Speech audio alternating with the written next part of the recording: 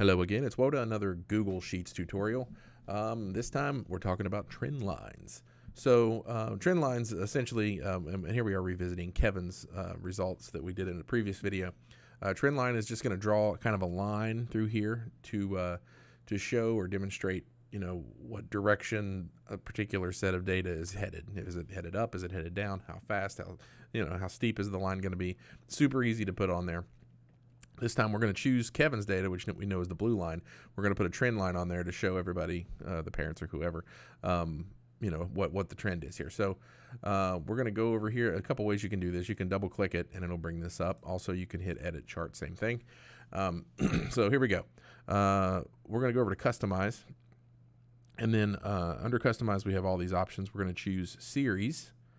And in this case, we're going to choose to apply this only to Kevin.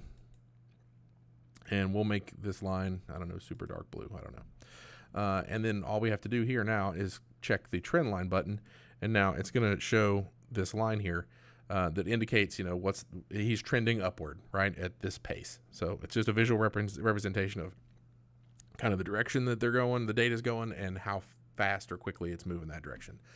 This was a quick video, but this is on the list of the checklist, so I want to make sure we covered it.